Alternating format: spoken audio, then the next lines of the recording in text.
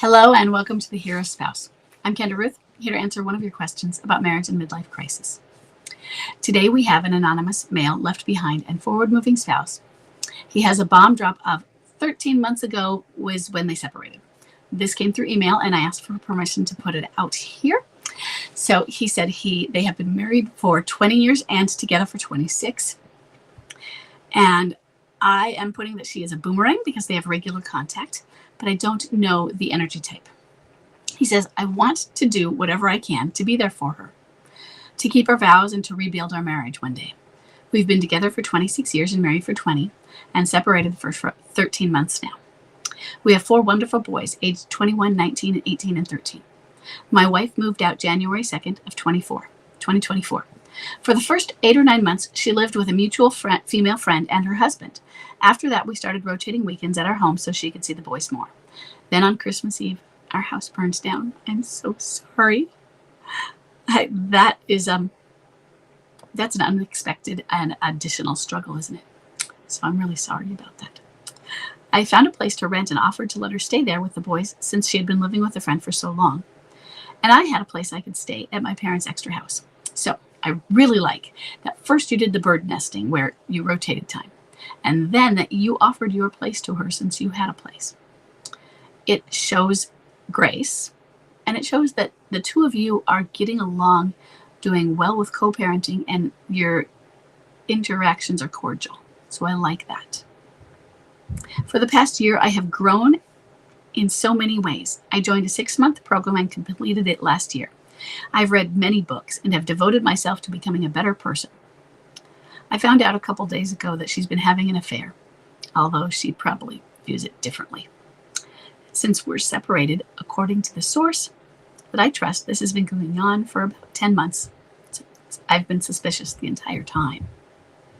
I've asked my wife 3 to 4 times over the past year, and she's assured me that it's not going on. I'm planning to confront her with love and empathy to let her know how this makes me feel, and that it is a boundary that is being crossed, and that if she wishes to continue, we will have to part ways for now. I'd love to hear your advice. And what is the best course of action? As even this doesn't stop me from wanting things to work out down the road. So the first thing I want us to do is look at that word confront, and we're going to change it. Because you're right, it is you are confronting, but confronting is confrontational, isn't it? And you're doing this with love and empathy. And love and empathy is grace, isn't it? So you're going to be grace rather than confrontational. So let's have a discussion. Okay, just to change it so that we don't have the connotation of confrontation. And then we're going to go on. So you're being vague. And this is something where you have to be very specific. We will have to part ways for now. What does that mean? Does that mean I am going to file for divorce if, or I will file for legal separation if, and then do you have the availability to do that in your state or province or wherever you are? Because not everywhere has a legal separation, and that means many different things. Some places it is right next to divorce with only a few differences. Some places it's not. So find out. Or maybe it is simply an exit clause, no contact, which is you are being an inappropriate wife and you may contact me when you choose to be appropriate. And that's really it. And then do not contact me until then. You can say, I love you and I will miss you. But while you're betraying me, I cannot be a part of communicating with you. And leave it to that. It could be, I will not carry you financially, meaning you need to pay your own rent and take over the contract for the apartment or the house. Then, if you do that, you need to look and see what legal requirements there are. First thing, that you're married, is it going to go against you? Next, what is the law going to say? Is like, no, you're going to have to pay her some alimony or whatever in the divorce process or the separation process while it's being done before it's finalized. And so, no, you got to pay that anyway. You don't want to go tell her you have a boundary and the law take it away from you. Weakens your boundary. Okay. So find out first. That's why I wanted to you to not go talk to her so quickly. Okay. So then I want you to talk to her about your goals. Your goal is to really reconcile someday. And it seems to me that you're getting along well enough, even if it's not often or whatever. She is not monstered from what you've described. That you can say, my goal is for us to be together. This is not really what I want. Even though I'm filing for divorce, if that's what you're end up doing or talking about. It's not what I want. It's not what I feel is the best course of action for us. I feel we are better together. But I have to respect our vows and the boundary that I am setting for those vows. But I'm standing for our marriage. I believe in you, I believe in us, and I believe in our marriage. And I want us to be together again. And if that doesn't happen, then it doesn't happen. But I am here, standing for you, standing for us. And I want you to know that. So I'm putting our marriage in a box. If you haven't heard the box analogy, that is. And this is a reassurance for an MLCer. Not all MLCers are going to be reassured by it.